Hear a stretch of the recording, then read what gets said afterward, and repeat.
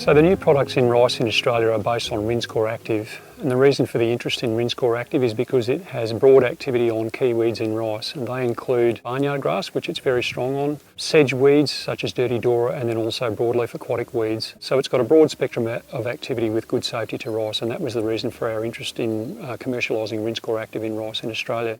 Rinskor Active represents the first Group I mode of action treatment that's been available to apply for grassweed control in rice in Australia, and therefore we really want to protect that mode of action for grassweed management, as barnyard grass and other grasses are the key competitors in rice in Australia. The Rinskor Active is two products, one's Eubenic and the other one's Agriscience. We looked at some compatibility information to extend the label with compatibilities. So today we're at AgriAppraisal's rice research farm in Cobram in Victoria, and we've been involved with AgriAppraisals for decades now doing rice research when there have been new treatments to commercialise for rice in Australia. The preceding work was with Cyhalofop, which became Barnstorm, and more recently with Rinskor Active, which is now Eubenic herbicide or Agriscience herbicide. This is our main trial program for the Australian rice industry in weed control. We sow rice here by two methods, drill seeding and also water seeding. Those represent two alternative challenges in herbicide research, because in the drill sown situation we can boom spray onto dry ground,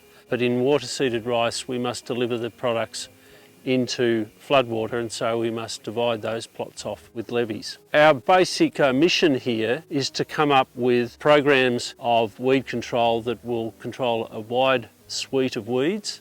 Those weeds will differ depending on the seeding technique, and do that in a durable manner that's affordable and reliable.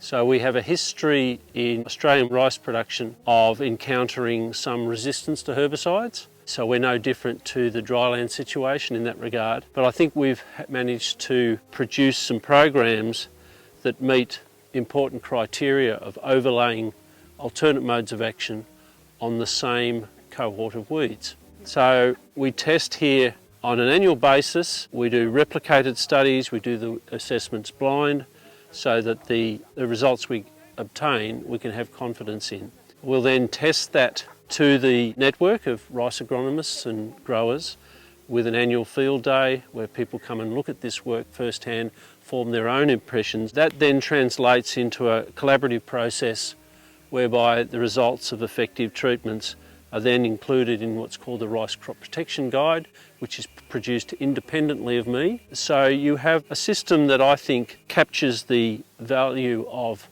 many people's experience and has done over the last 40 years.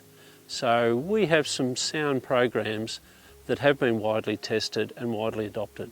We've really seen today a couple of really nice trials where there's some sequential treatments and some programs that Eubenic can slot in nicely to move away from, say, a traditional program that gives some alternative options when maybe those traditional programs aren't as viable due to proximity to sensitive crops and so forth. Malcolm's trials consistently show us a couple of factors. Early weed competition on the rice is a really big negative, and you need to avoid that early competition and let the rice get up and away to then be really strong, have strong vigour and suppress weeds on its own right. We're developing some nice programs we can work it through with some existing chemistry, and it's looking quite strong.